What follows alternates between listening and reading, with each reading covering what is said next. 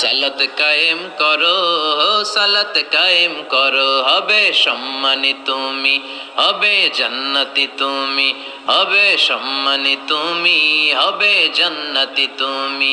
দিবে কাল হাসরে শীতল ছায়া আরশে আজিম, রব্বিয়াল আলা, রব্বিয়াল আযীম, রব্বিয়াল আলা, রব্বিয়াল আযীম। সুবহানাল্লাহ পড়ে।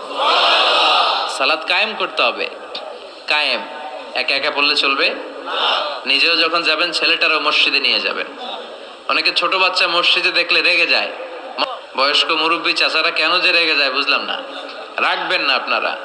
ওরা চিল্লাচিল্লি করবে, আওয়াজ করবে, কিচির মিচির করবে, এটাই তো বাচ্চাদের সৌন্দর্য। চিল্লাচিল্লি কি আপনারা করবেন? 80 বছরের বুড়া মানুষ লাফাইলে ভালো দেখা যায়? কথা কন।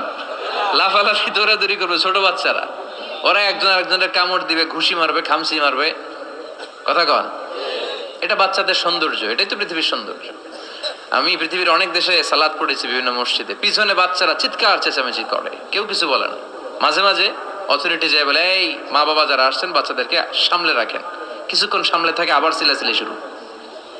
এটাই সৌন্দর্য, ওরাই তো চিল্লাবে।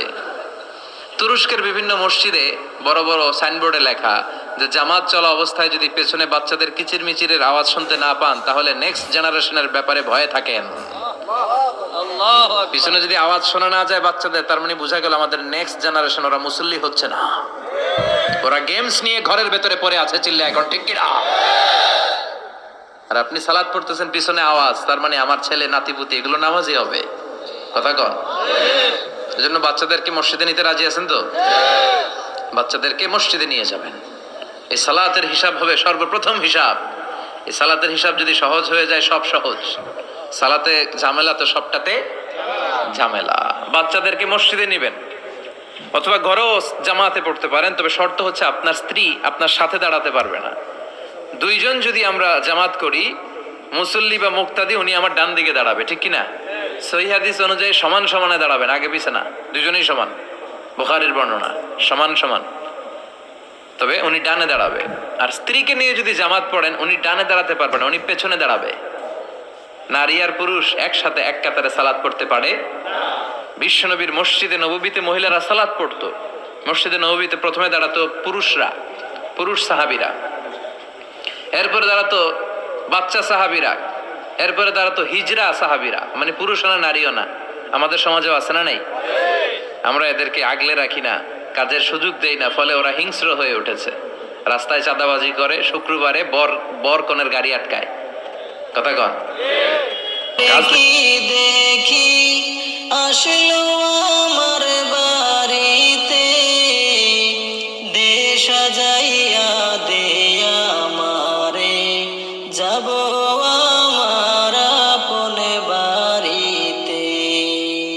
মসজিদের পালকি দেখি আসলো আমার বাড়িতে, দেশ সাজাইয়া দে আমারে, যাব আমার আপন বাড়িতে।